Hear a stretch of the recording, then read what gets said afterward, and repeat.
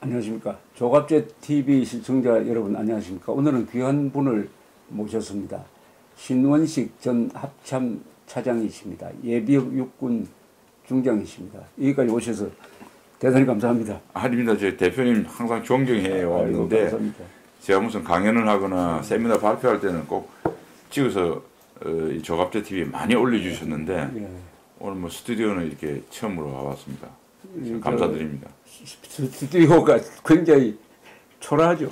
예, 아닙니다. 대부분 뭐 유튜브 그런데 아주 좋습니다. 이 유튜브란 게 아주 신속 기동성이 있습니다. 네. 그래서 저는 이 핸드폰으로 찍기도 하는데 오늘은 귀한 손님 모셨으니까 저 사무실에서 찍고 있습니다.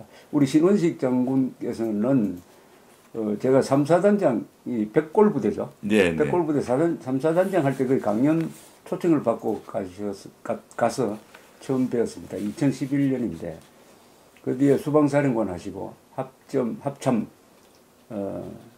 차장을 끝으로 이제 전역하신 다음에 이 좌파 정권이 들어오고 나와서 맹렬하게 지금 활동을 하고 계십니다. 조선일보에 정기적으로 기고를 하시고 그리고 대한민국 수호 장성단을 만드는데 중요한 역할을 하셔서 이 대수장 이름으로 아주 순발력 있게 이 성명서를 발표를 해서 우리 국민들 머릿속에 이제 대수장 줄여서 이게 줄임말이고 대한민국 수호 장성단입니다. 우선 대한민국 수호 장성단의 현황을 좀 설명해 주시면 좋겠는데요.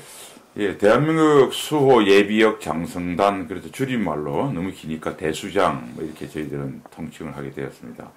이게 이제 우리가 이렇게 만들어지게 된 배경이 우리 조갑재 대표님 너무나 잘 아시겠지만 노무현 정권 때 국민 여러분 기억나시죠? 2002년 대선에 2003년도 2월 말부터 노무현 정부가 출범했는데요. 그리고 출범하고 1년 있어서 2004년에 총선이 있었죠. 열린 우리당 열풍. 그러니까 노무현 대통령 역풍이 불어서 아주 과반수 이상. 그래서 좌파 정권이 행정부, 입법부를 장악한 초유의 사태가 일어났습니다. 그러니까 이제 노무현 정부는 뭐 이런 기회를 놓치리세야 이제 뭐 몇 가지를 했죠. 그래서 그게 군사적으로 대표적인 게 전작권 전환. 예. 임기 내 자기들 임기 내에 이거 전작권 전환을 하겠다. 뭐 이렇게 서둘렀고요. 그다음 이것을 발판으로 국가보안법 폐지. 그게 뭐 사학법이니 다른 법도 많은데 그거는 또 당시는 한나라당이죠, 대표님? 맞습니다. 예, 한나라당이 잘못 투쟁을 했는데 사실은 이 전작권 그때는 자기들 환수라고 그랬어요. 환수라는 표현을 썼죠. 예, 주권이기 때문에. 그런데 이제 그렇게 해서 뭐 여러 가지 정치 이슈가 됐는데 이 국법법하고 국가보안법하고 이 전작권 문제는 당시 한나라당 전투력으로 버거웠다고 저는 생각합니다. 그래서 그때 당시에 이제 이것의 소위 아스팔트 우파라는 말이 처음 등장하면서 아스팔트는 원래 좌파들의 전유물이었는데 이제 답답한 뭐 행정부도 권력도 뺏기고 입법부에서도 뭐 과반 이상 열린우리당이 차지하니까 답답한 이제 애국 시민들이 광장으로 뛰어나왔는데 뭐 너무나 조 대표님 잘 아시겠지만 그때 사실상 이권 주역이 우리 예비역 단체였습니다. 항군하고 성우회로 됐거든요. 그렇죠. 그런데 항군은 뭐냐면 전체 예비역이 다 포함된 거고요. 성우회는 뭐냐면 예비역 장성 출신들만 모인 별도의 모임이 되겠습니다. 그래서 이 두 단체가 주관이 돼서 그걸 했고 드디어 그 좌절을 시켰죠. 좌절을 시켰고 또 그 힘으로 이명박 정부가 출범을 했고 뭐 그렇게 됐습니다. 그런데 이번에 다시 이제 10년 만에 다시 이제 좌파 정권이 들어섰는데 제가 봐서는 뭐 이건 합리적 추정입니다. 좌파 정권은 다시 아스팔트에서 결집된 힘이 나오지 않도록 하기 위해서 물론 이제 태극기에 여러 단체들이 나와서 열심히 하지만 좀 조직적인 예비역 단체가 이게 합류한 걸 막기 위해서 굉장히 노력했다고 봅니다. 물론 구국동지회 등 일부 예비역 단체도 있습니다만은 향군이나 성우회가 하면 이거 전국적으로 이건 수십만 수백만이 나오는 거거든요. 그렇죠. 그러다 보니까 이제 향군하고 성우회가 정부로부터 경제적 보조를 받습니다. 그러다 보니까 그게 어떻게 얽혀 있어가지고 힘을 전혀 발휘 못하는 거예요. 그래서 제가 마음을 답답하게 하고 있다가 어떤 계기를 마련해야 되겠다 싶은데 마침 9.19 남북 군사합의가 나와서 예. 국민청원운동을 제가 조선일보 칼럼을 쓰고 좀 전개를 했습니다. 그 처음에 이제 예비역 그 원로 선배님들께서 좀 도와줄 일이 없느냐 뭐 이렇게 논의가 되는 과정에서 백선엽 대장님이나 이제 6.4 11기조 이상훈 국방부 장관, 그렇죠. 14기 이종구 국방부 장관, 뭐 지금 공동대표를 또 맡고 계시는 또 15기 또 권영애 장관님, 뭐 쭉 이렇게 해서 원로들이 뭉쳐서 우리가 작년 11월 21일 일단 단체를 처음부터 만들려면 정관 만들고 과정이 있더라고요. 그래서 일단 그 킥오프를 하는 그런 개념으로 작년 11월 21일 전쟁기념관에서 세미나를 했습니다. 그 세미나를 해서 지금 처한 안보 현실에 대한 우리가 공감을 형성을 하고 이제 12월부터 1월까지 예비역 단체를 만들기 위한 정관 만들고 등록하고 여러 가지 행정 절차를 해서 1월 31일 그때 우리 조 대표님도 오셨는데 이 앞에 프레스센터에서 우리가 이제 발대식을 하셨습니다. 그리고 이제 출범이 되었습니다. 415명으로 출발을 했는데요. 거기 이제 많은 분들이 이제 참석을 하셔가지고 지금 850여 명 정도 이렇게 되고 속속 지금 정리를 다 하고 있어서 제가 봐서 한 1, 2개월 후에는 1000명 너끈히 돌파할 것 같습니다. 그럼 이 정도 규모가 예비역 장성이 어느 규모냐? 성우에 지금 살아있다고 등록된 분이 한 2100명 정도 됐습니다. 예.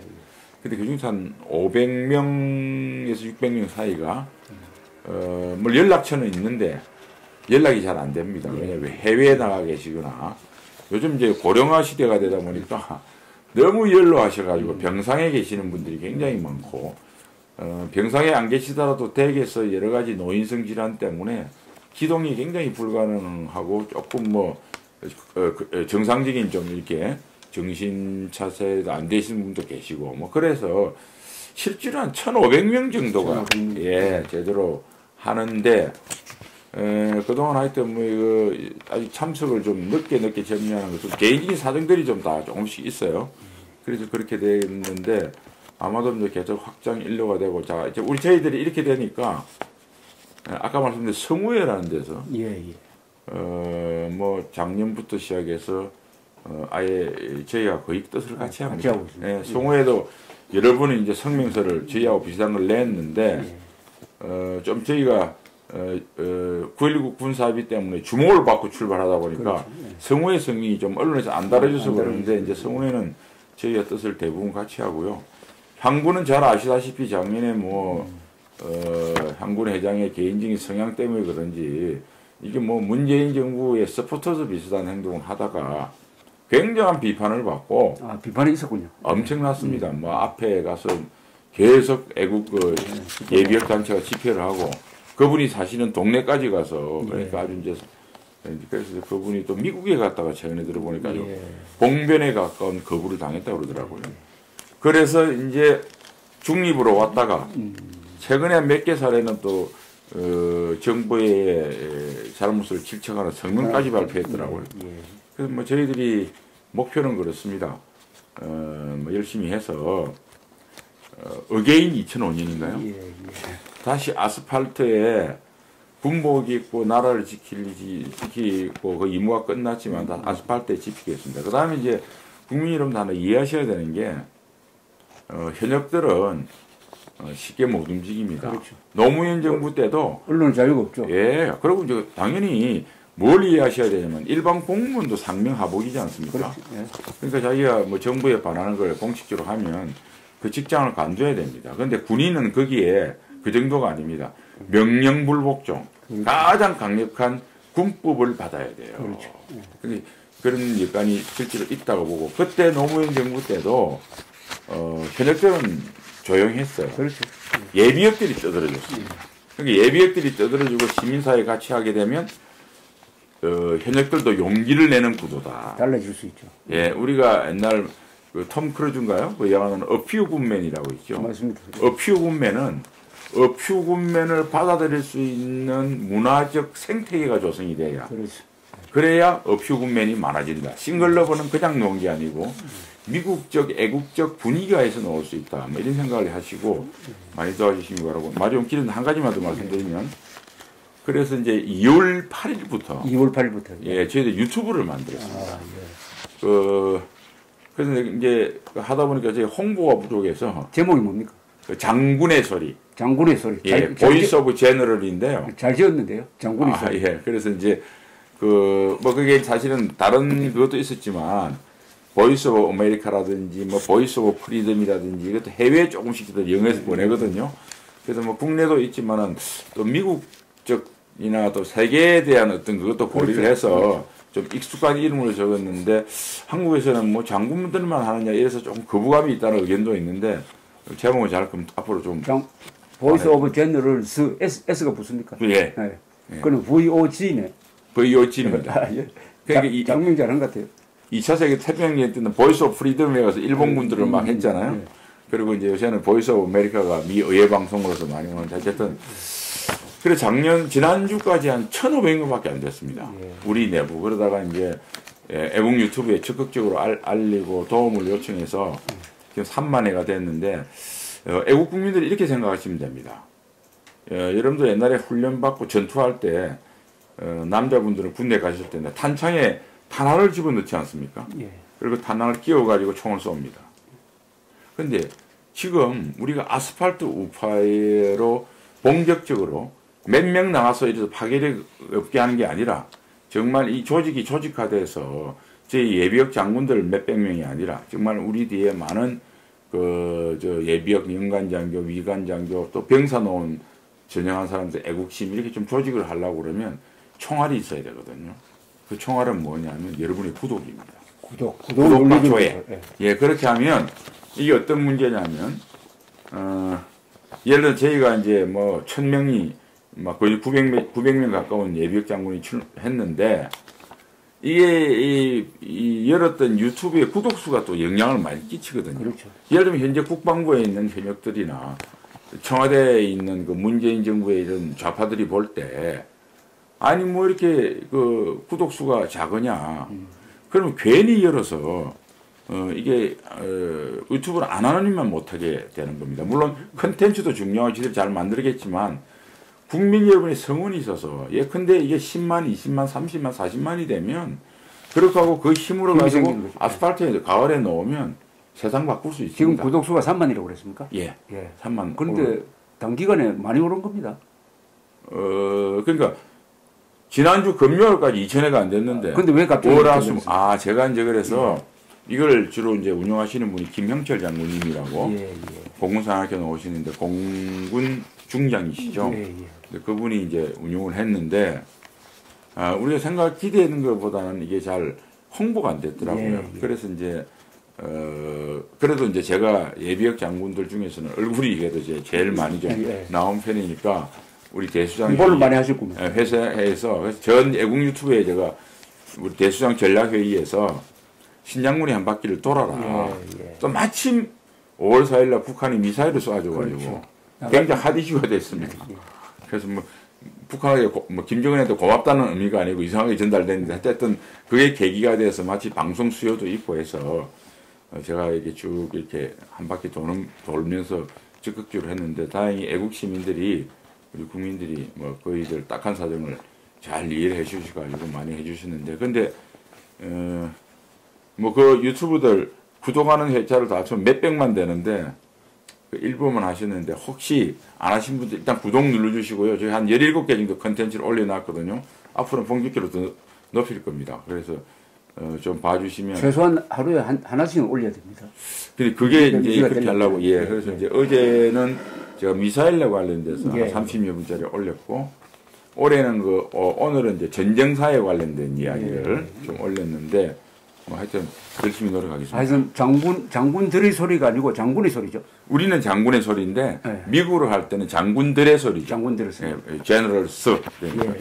많이 구독하시고 또 많은 걸 올려주시고 이렇게 이게 선전이 중요합니다. 선전이 요새는 조직보다 어떻게 보면 선전이 중요한데 많이 느꼈습니다. 작년 11월에 창립식 할 때 갔더니 이 백선엽 장군이 구순이 훨씬 넘으신 구순 휠체어 타고 오셨잖아요, 그죠? 그날이 네. 이제 마침 백색 생신인데 장군. 예. 오전에 그 해리에스 대사가 생신인데, 무릎 꿇고 예. 해주고 예. 그 세레머니를 해주고 예. 그날 오이하고 그게 끝나자마자 그걸로 아주 상징적인 네. 모습이었고 우리 예비역 장성단은 이 경력이 굉장합니다. 그러니까 거기 태평양 전쟁에 참전한 분도 있고 네. 그 다음에 6.25 전쟁, 그 다음에 월남 전쟁 예. 이 세계사적 의미가 있는 3대 전쟁에 참여한 분들이 군복을 벗고도 또 전쟁을 하고 있는 겁니다. 이번에는 이념 전쟁에 나서서 약 1000명에 육박하시는 분들이 이 대수장을 만들어서 전문적인 의견을 제시를 하는데 이게 국민들에 대해서 주는 메시지도 있지만 현역 군인들 물론 국방장관 합참의장의 요사이 미사일 발사에 대한 대응을 보면은 좀 화도 나지만은 그러나 이름 없는 애국 장교단이 있으니까 애국 장교단이 우리 군의 위대한 전통을 이어가는 분들이 있다고 생각하니까 그런 분들을 믿고 그런 분들에게 발언권이 있는 이 대수장을 또 국민들이 잘 활용해야 된다고 생각합니다. 이제 곧 그 정도로 하고 우선 아까 어제 보니까 이 네. 미국 국방장관 대행이죠. 이제 요새 대행이 아니에요. 네. 네. 대행인데 이분이 상원 소위원회에 나와가지고 확실하게 이런 이야기를 했더라고요. 4일 자기는 무슨 조깅하러 가 있는데 덤포드 합참의장이 전화를 걸어가지고 미사일과 로켓을 같이 쏘고 있다 하는 보고를 받았다. 네. 이렇게 이야기를 했습니다. 그런데 폼페오나 트럼프는 미사일은 말을 쓰지 않았어요. 발사체라고 하는 애매한 표현을 썼습니다. 그래서 이제 우리 국방부도 이제는 분석 중이라고 하니까 뭘 오늘 답을 내놓지 않겠느냐 했더니 국방부 부대변이 나와서 뭐라고 했느냐. 아직도 분석 중이다. 그런데 기자가 물었어요. 그런데 아니 미국 국방장관은 미사일 쐈다고 하는데 무슨 말이냐고 하니까 그것은 4일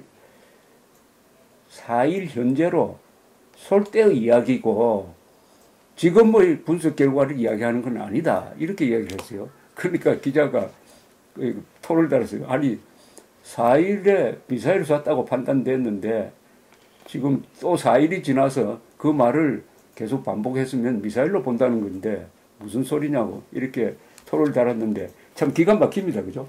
이 국방부의 대응은 오늘도 기가 막혔지만 어저께인가 그저께 뭐 서훈 국정원장이 발사체라고 그러고 유도무기 방어용이라고 그러고 전술 유도무기 방어용 미사일은 패트리어트 같은 대탄도탄 사드 같은 것밖에 없습니다. 그렇죠. 모든 미사일은 공격하기 위한 거예요. 그렇죠. 그 미사일 그러니까 우리 사드 배치할 때 순수한 방어용인데 중국이 위협을 느낀다고 느껴서 안 된다고 하는 핵개방치간 이야기를 하더니 이번엔 또 저걸 공격하는데 어떻게 방어용입니까? 그게 날아가서 무슨 날아오는 뭐 미사일을 맞춥니까? 뭘 맞춥니까? 그 다음에 이거 아주 간단한 건데 그냥 국민 여러분 이렇게 한번 봅시다. 미사일은 어느 나라 말입니까? 대표님. 영어 아닙니까? 한국말로 하면 어떻게 됩니까? 유도탄, 유도무기입니다. 아니 그래서 내가 너무 기가 막힌 게 미사일이 아니고 유도무기라고 한 이틀 동안 우겼어요. 근데 어제 그 과거에 국방위원장을 하던 김영우 의원이 또 뭐 KBS인가 출연하고 또 야당 의원들이 한 데서 제가 국민들한테 쉽게 이야기를 해라. 저 사람은 미국 사람이 힘이 좀 많이 파더라고 했는데 그걸 번역해서 저분은 우리 아버지다 했는데 파더라고 안 했다고 아버지 아니라는 소리가 똑같은 겁니다. 이게. 아니 도대체 김정은이가 영어로 방사포가 라켓이거든요. 라켓을 북한은 방사포라고 라켓 그러고 런처죠. 라켓 런처니까 그 북한은 방사포라고 그러고 우리는 다련장포라고 합니다. 한국말로는. 다련장포. 예. 그러면 라켓하고 믿으면 다련장포하고 그 전술 유도무기로 해석해야 되는데 아니 북한이 영어 안 썼다고 해서 그거 아니라는 겁니까? 그게 이게 아니 저는 정말 코미디도 이런 코미디가 없는데 전 세계는 전부 다 미사일이라고 다 부르고 한국 국민도 다 부르는데 문재인 정부하고 국정원장하고 왜 국방부 장관은 전술 유도무기하고 미사일이 다른 거로 이야기하냐 이겁니다. 파드가 아프지 아닙니까? 그분들 전부 다 문재인 정부 사람들은 중학교 다시 가서 영어 1학년 다시 배우고 오세요. 그런 무식한 소리 좀 하지 마세요. 그래서 제가 이 보면서 이런 망신을 떨고 이런 망신을 또 KBS, MBC 의용언론에 떠드는데 그것을 듣고 아무런 느낌이 없는 국민, 여러분 앞으로 어떻게 있으려고 그럽니까? 이게 만일 동해로 쏜 게 아니고 그렇죠. 남쪽으로 사시면 우리 융투로 쏘았는데 우리 국민들은 불에 타서 이리 뛰고 저리 뛰고 하는데 북한은 아직 정부는 발사체냐 전술유도 무기냐 미사일이냐 지금 사전 잡고 앉아 있는 겁니까? 정신 좀 차리세요. 미사일이 날라오는데 사실 차들이 토론하고 있습니다. 정말 한심합니다. 근데 이제 조금 더 심각하게 들어가서 이거 이스칸데르라고 처음 알았는데 이스칸데르라는 말이 알렉산더라는 말이 더 맞냐 그죠? 예. 알렉산더라는 말이 이제 중동이나 아랍 국가에서는 이스칸데르라고 하는데 이게 2006년에 러시아에서 실전 배치했는데 재원은 뭐 다 알려지 한 500km 날아가고 이게 회피 기동을 한다. 이래서 우리의 사드나 배트리오스는 막기가 어렵다. 갑자기 이런 돌출 변수가 생긴 겁니다. 그런데 어떻게 북한이 어떻게 이것을 개발했을까요? 그러니까 이게 이제 그 말씀드리기에 잠깐만 앞에 말씀드리면 이게 500km라는 게 490km라는 게 사실 INF 협정 때문에 미국 측에서 판단하기에는 이거 7, 800km, 1000km 가는 건 문제 없다. 그런데 이제 500km부터 5,500km가 1987년에 그렇죠. 고르바초프하고 로널드 레이건 대통령 맺은 INF 협정이 그렇죠. 대상 미사일 아닙니까? 지상 중거리 미사일. 그래서 이제 미국은 제일 미국이 12일 걸었던 거예요. 그렇죠. 그러니까 러시아는 아니다. 우리 500km 이내다. 아, 그랬었군요. 아니야, 니네 한 거는 700km도 가. INF 대상이야. 근데 이제 이게 계속 왜냐면 이게 이제 서유럽, 이제 미국 본토까지는 안 날라와도. 그렇죠. 서유럽. 러시아의 쪽에 하니까 이제 뭐 요새 동유럽까지 나토 국가니까 어쨌든 나토 국가를 위협하는 폴란드니 이런 나라들은 굉장히 신경이 많이 쓰이는 거거든요. 그래서 폴란드에 이지스 어쇼라고 SM-3 땡까지 배치했지 않습니까? 그러면 패트리어트도 배치를 하고. 그런데 이게 종말난 게 해피 기동이기 때문에 유럽 MD망에 영향을 받은 겁니다. 그래서 미국이 어떤 했네, 올 8월에 대표님도 여러 번 뭐 했지만은 INF 이제 폐기하고 가는 거 아닙니까? 자, 여러분 한번 보십시오. 내가 방패, 그러니까 북한이나 또 우리 적이 핵무기를 미사일을 쏘야 되겠다고 결심을 하고 난 뒤에 우리가 안 맞기 위해서는 빨리 봐서 쏘기 전에 지상에서 경멸시키는 게 킬체입니다. 그게 실패하면 날라오는 것을 미사일 디펜스에서 막아내는 거거든요. 요격하는 거거든요. 근데 이 두 가지가 이스칸데르 때문에 이게 흔들리게 됐다. 그러면 뭡니까? 아예 못 쏘게 해야 되겠죠. 그렇죠. 억제력을 높여야 되겠죠.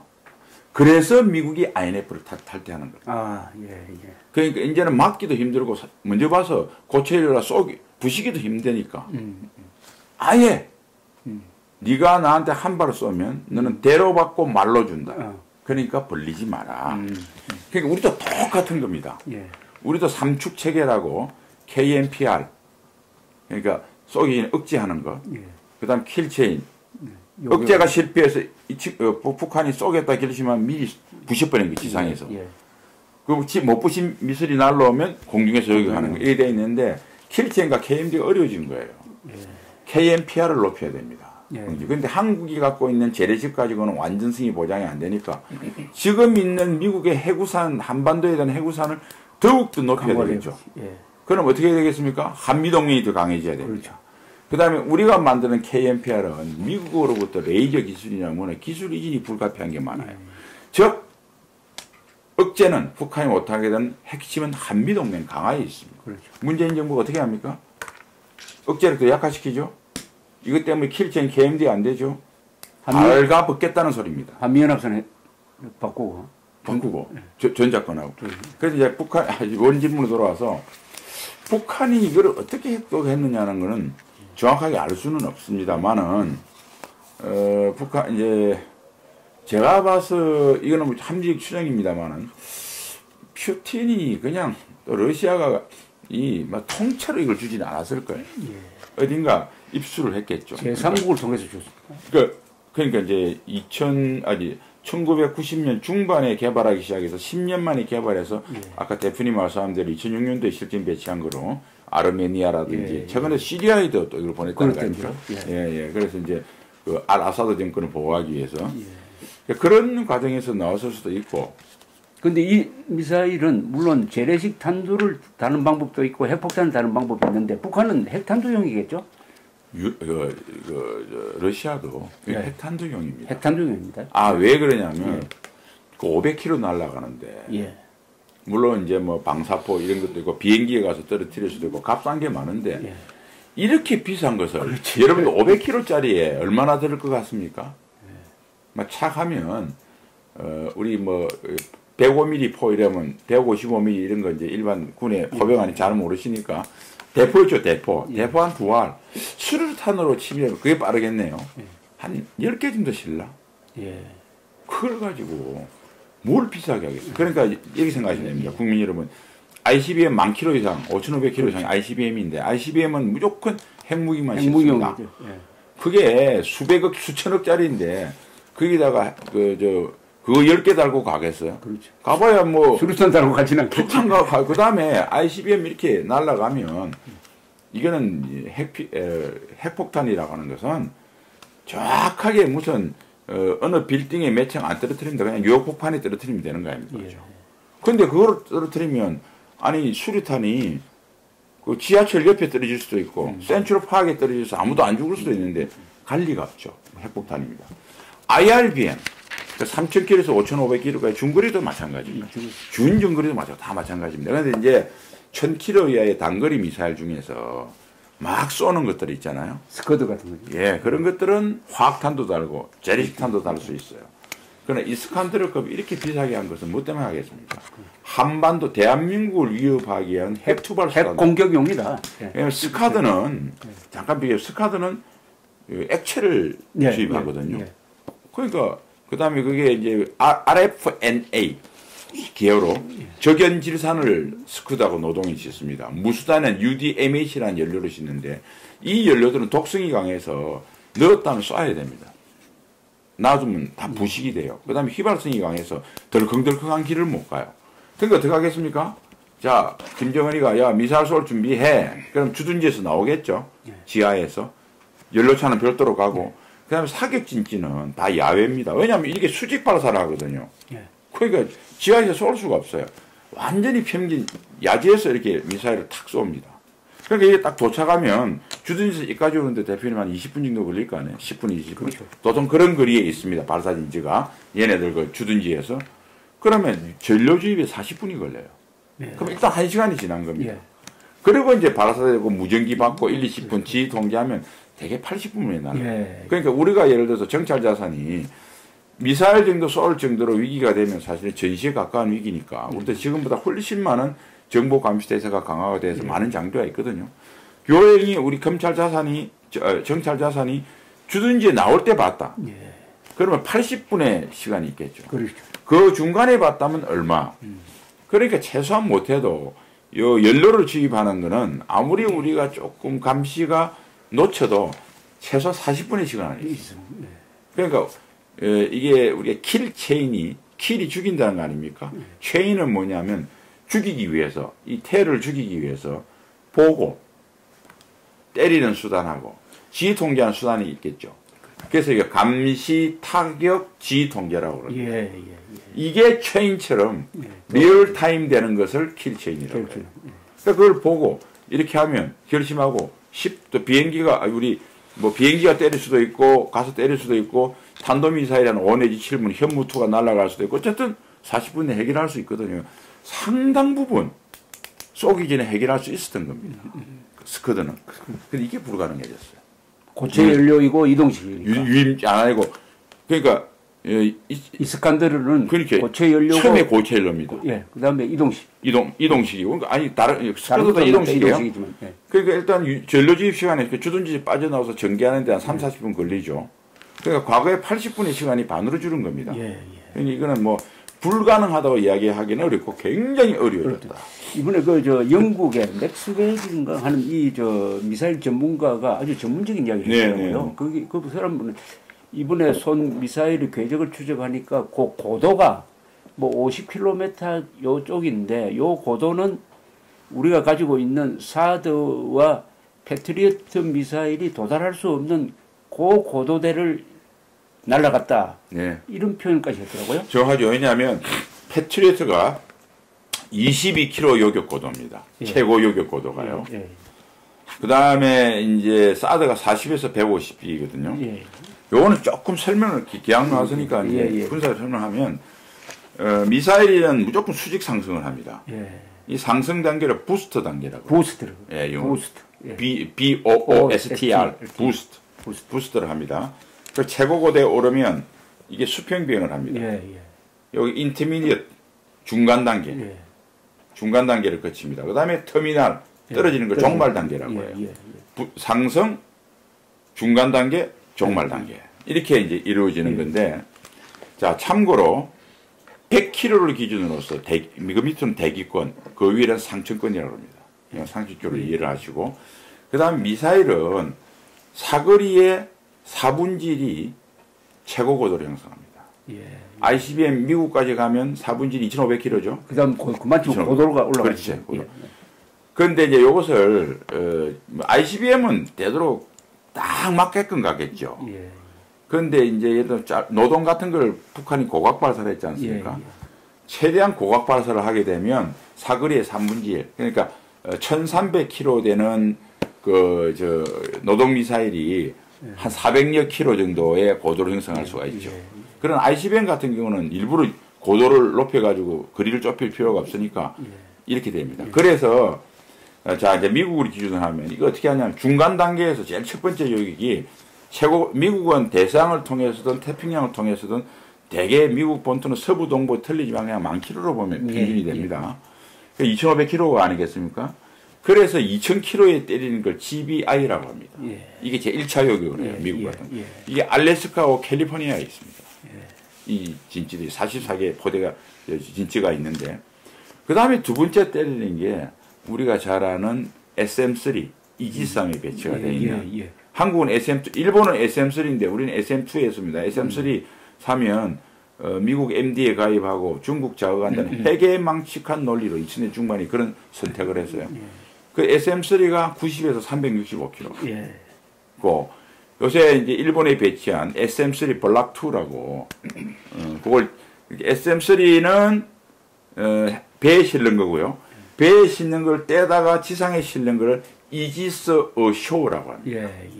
근데 이제 SM3 블락2 신형 어쇼를 일본에 이제 올해부터 다 배치를 하는데 이거는 거의 뭐 GBI급이에요. 그 전에 SM3 블락1은 90에서 360km 요격 고도인데 이거는 1,500km까지 가요. 어마어마한 레인지입니다. 자 이렇게 해서 SM3 블락2, 그 다음 SM3 블락1 이게 공격을 하고 그 밑에 단계 내려면 종말 단계로 이게 중간 단계 대부분 요격하고 SM3 블랙1부터는 이게 이제 종말 단계 떨어질 때부터 합니다. 종말 단계 상층방어라고 그래요. 그게 SM3 블락1 또 한 번 더 때려주는 게 지상에서 사드입니다. 4,550. 마지막에 종말 단계 하층방어 22km 패트리어트.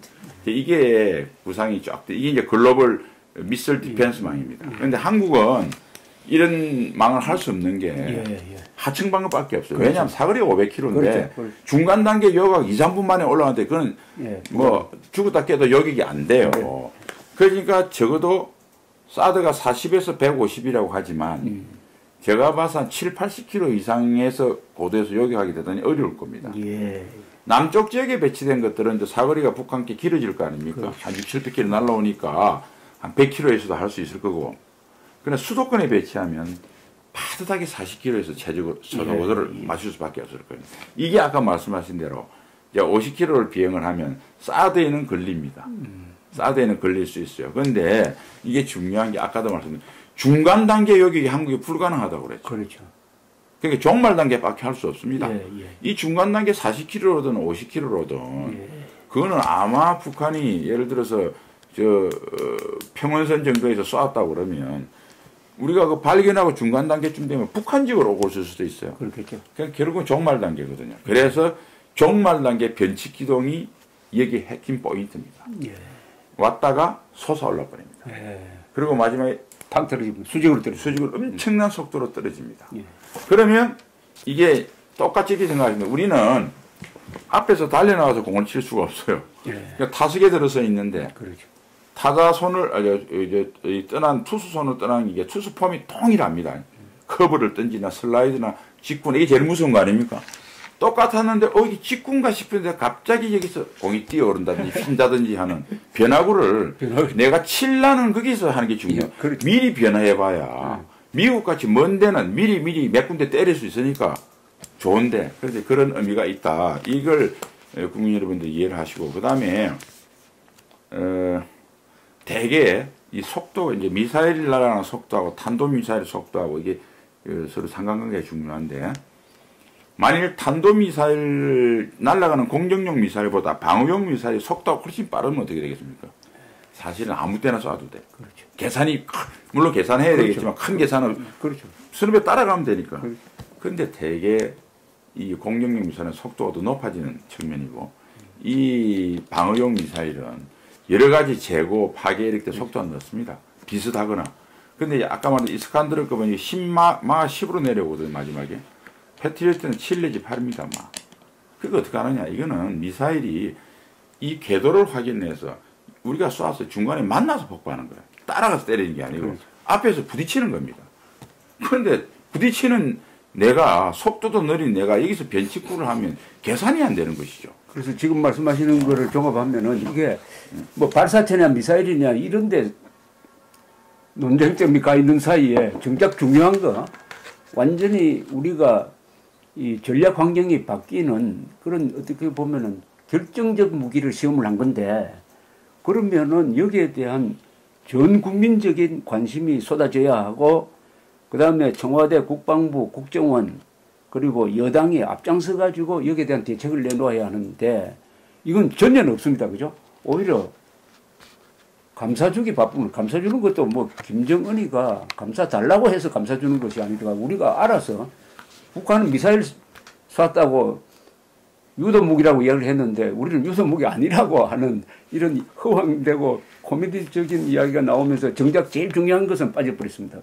이걸 그나마 대수장이 아주 신속하게 분석을 해가지고 그 다음에 성명서를 냈는데 그게 국방부 장관 성명서로 나와야 되는데 이게 대수장 성명서로 나왔습니다. 근데 이 상황은 어떻게 해야 되죠? 우리 국가적 대응은 어떤 식으로 해야 됩니까? 그래서 이제 국가적 우선 뭐 개념을 꼭 이때 뭐 예. 역사로 보면 풍신수길이가 뭐 하는지 내려보냈다가 서인은 쳐들어올 것 같다니까 동인이 괜찮다 그러는 여러분 꼭 임난전에 1591년쯤에 데자뷰 같지 않습니까? 그렇죠. 그런 느낌이 듭니다. 자, 아까 INF를 소개를 했는데 제가 왜 소개를 했냐면 방패가 그러니까 이제 킬체인가 KMD가 다 상대방이 먼저 공개한 수세적인 겁니다. 예, 예. 킬체는 수세적인 행동 중에서 약간 공세적인 의미가 예, 강하고 예. MD 미술 디펜스는 완전한 수세고 방어고 이렇게 되는데 이게 크게 효과가 떨어지면 어떻게 되겠습니까? 내가 공격을 바꿔야죠. 그렇죠. 그래서 INF 폐기한 겁니다. 그럼 우리가 정상적인 나라에 문재인 정부는 기대 못하지만 나중에 우리가 애국 그 자유정권이 들어서더라도 우리 그동안 민간 자유정권 지도자들이 이게 국방에 관심이 없어서 참 안타까워요. 그런데 어쨌든 우리가 지금부터 결단해야 됩니다. 만일 제대로 된 나라 같으면 그럴 거예요. 북한에 대한 우리 자체의 억제력을 높일 수밖에 없고. 그렇죠. INF 미국이 폐기했듯이. 그럼 뭐겠습니까? 한반도 비핵화 공동선언 파기하겠다 나와야죠. 정말. 그렇죠. 그렇죠. 물론 현실적으로 뭐 우리가 통상에 좀 어려운 그거는 나중에 또 처리하면서 다른 걸 또 그것도 그런 카드를 내야 대체 레버리지가 생기지 않습니까? 그러니까 정상적인 나라 같으면 야 킬체인 KM도 잘 안 돼. 미국 당신들 장비도 안 되잖아. 미국 장비도 안 됩니다. 이렇게 되면 대책이 없어요. 그러니까 유럽에서도 미국이 이게 보호가 안 되니까 INF 탈퇴한 거 아닙니까? 미국도 대책이 없어요. 근데 아까 말씀하신 그러면 우리도 우리 보복력을 가져서 전쟁을 억제시켜서 평화를 유지할 수 있는 대책을 강구해야죠. 무덤덤합니다. 아까 말씀하실 때 미국이 이 INF 그러니까 중거리 미사일 말하자면은 금지 조약을 파기하게 된 그 문제의 무기가 익숙한 데를 그렇죠. 요걸 핑계로 잡아. 요걸 핑계로 잡아. SS26, SS26. 네. 그러니까 물론 이제 미국에 뭐 그전에 조 대표님도 소개했지만은 아니 미국하고 러시아만 안 한 사이에 뭐 전국은 95% 이상이 이 INF에 걸리는 네, 중거리 미사일. 중거리 미사일들이거든요. 왜냐하면 중국은 미국 본토를 노리는 건 2단계고 우선 자기한테 다가오는 하와이로부터 자기로 다가오는 A2AD 반접근 반거부 전략을 하지 않습니까? 그러니까 이게 우선이니까 이거 많이 해놨어요. 예. 그런 거 이제 차차 ICBM을 만들어서 넓히고 있는 기술적 단계고요. 그러니까 다른 나라들이 많이 했단 말이죠. 그다음에 뭐 이란도 가지지, 뭐 이라크도 뭐 북한도 가지지. 북한은 뭐 완전히 뭐 핵까지 그렇죠. 장착했죠. 이란은 하다가 실패했지만 이란도 저 언젠가 저게 그거 되면 핵무기 할 수 있잖아요. 그래서 이제 전략적 수요는 그렇게 생겼지만 대중국 견제용이죠 사실. 그래서 태평양에 핵미사일을 배치를 해서 비록 SLBM 잠수함이나 항공기가 떠 있지만 이 기지에 고정 배치되어 있는 거하고 그때 뜨는 거는 개념이 틀립니다. 심리적으로 다르죠. 심리도 다르고 또 비용 면에서도 훨씬 싸고. 그러니까 뭐 ICBM이 할 역할, 비행기에서 떨어뜨리는 ALCM이 할 역할, 잠수함이 SLBM이 한 역할, 지상에 배치된 지대지가 할 역할이 다 다르거든요. 그래서 완전성을 갖추는 거죠. 이제. 그렇지만 핑계된 건 요겁니다. 예. 좀 대화를 여기서 일단 정리하고 예. 제 2편으로 합시다. 네. 지금 말씀하신 거를 제가 옆에서 좀 보조적으로 말씀해 주신다면은 우리 신원식 장군은 워낙 이 무기 체계나 이런 디테일에 대해서 강한 분이라서 굉장히 쉽게 말씀을 드렸습니다. 그러나 용어라는 게 이게 군사 용어라는 게 전문 용어이기 때문에 거기에 대한 이해가 따라주지 못하는 분들은 자연히 이 안보 문제, 국방 문제에 대해서 멀어지게 돼 있어요. 그러니까 이 신원식 장군님처럼 쉽게 설명하는 분이 있어야 되는데 멀어지니까 자연히 국방에 또 무관심해져 버립니다. 국방에 무관심하고 해가지고 이게 국민적인 지지가 있어야 될 상황이나 국민적인 반대가 있어야 될 상황에 있어서 국민들이 뒷짐지고 국영군 행사해 버려요. 그러니까 결국 국방은 엘리트들, 전문가들이 해야 되는데 지금 국방을 맡은 전문가들이 좌파 정권에 휘둘리는 존재가 돼가지고 미사일이라고 발표를 해놓고 미사일이라고 하지 말고 발사체라고 하라고 하니까 그건 무슨 소리냐 해가지고 거부하지 못하고 발사체라고 했다가 우리 군이 세계에서 왕신이 망신만 당하고 국민으로부터는 불신당하고 적으로부터는 조롱당하는 이런 꼴이 되고 말았습니다. 그래서 요 다음에는 조금 화제를 돌려가지고 그런 문제를 좀 말씀드리겠습니다. 아이고 감사합니다. 네.